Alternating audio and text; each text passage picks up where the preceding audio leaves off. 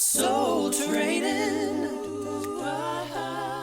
Time to practice what you preach. Ooh, yeah. Yes, we do. We've got soul training. So here is another Soul Training Overtime mini episode. And for this overtime, we have with us our guest from the Ukraine, Sasha, and I'm interested to get his perspective on our questions here. Sasha, from your idea, what do you think is one of the greatest challenges facing Christianity today? Well, I wouldn't say that today is any different than at any time throughout the Christian history because the human soul is not changing.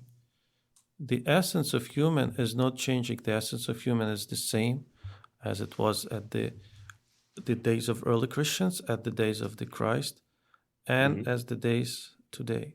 And especially in view of the recent events in Ukraine, I am seeing like such an incredible increase in a demand in faith that people in Ukraine need. So people in Ukraine are in big trouble and they are asking for help.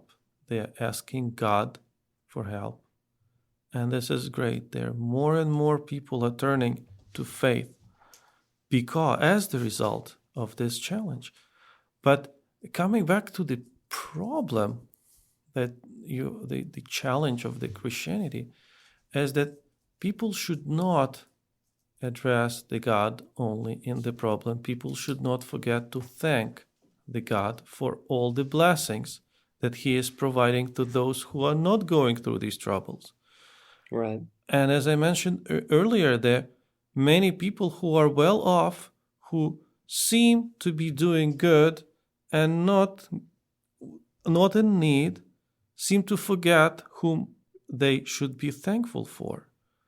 That Right. they should be thankful for God for all the blessings that He blessed them with all they have. So as long as It is. people don't forget to thank God at every day, no matter if they are in good health, in good standing, or in the troubles. I think that's very important to remember that and not to forget. Yeah, it's so hard to have that balance, keeping faith both in good times and in bad times. And Right. you even hinted around this idea of being thankful for other people's blessings. That's a very interesting concept. I appreciate that. So, second question: what difference has Jesus made in your life specifically? And I'm especially interested in your perspective because you came to the faith through the work of missionaries, and being a missionary, that's something that is impactful to me personally. So, what difference has Jesus made in your life? Well, I'll say that I was baptized technically twice because my very first baptism was it was a secret baptism uh, at the Orthodox Church because even Orthodox Church couldn't legally baptize children in the late 80s. So I was a baby. I don't remember that, but I've heard that I was taken to the church and baptized. Well, I cannot say that I fully. I cannot say that I even understood what happened.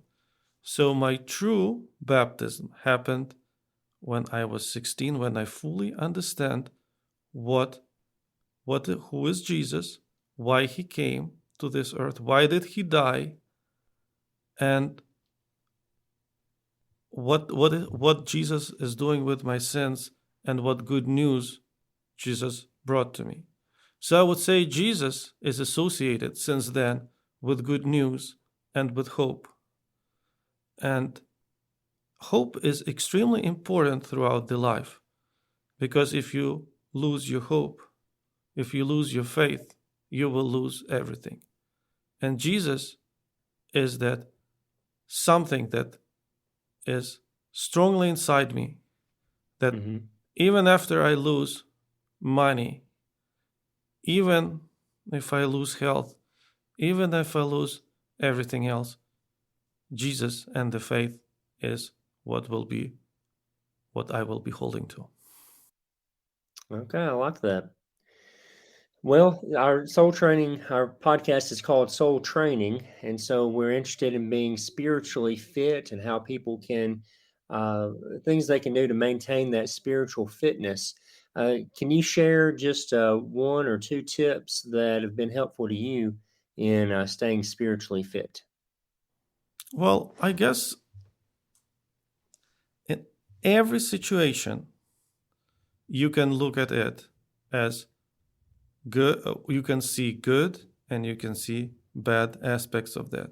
For example, the aggression of Russia against Ukraine. Many people see it as the end of the world, as the punishment, as the fact that the God left us alone, as the fact that God abandoned Ukraine because he is sending Ukrainian people through all these incredible tragedies of every family. But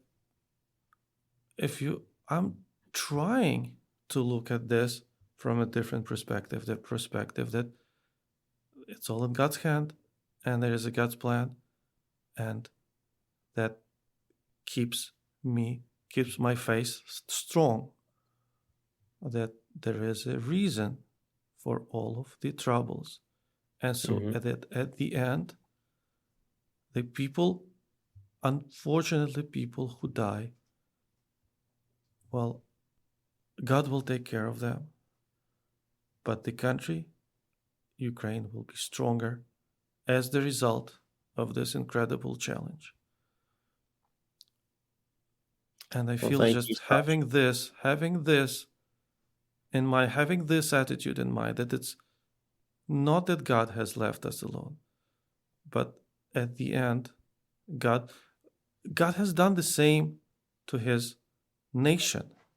Has the nation of Israel been destroyed by others? Yes, once they weakened their faith, God had to teach them the lesson, teach his chosen people to go through incredible hardships. They went through slavery and wars, and at the end, they came out stronger than they were. Well, thank you for that, Sasha, and may God bless you and your continued efforts and service. And that's been Soul Training Overtime. So until next time, keep soul training. Soul training.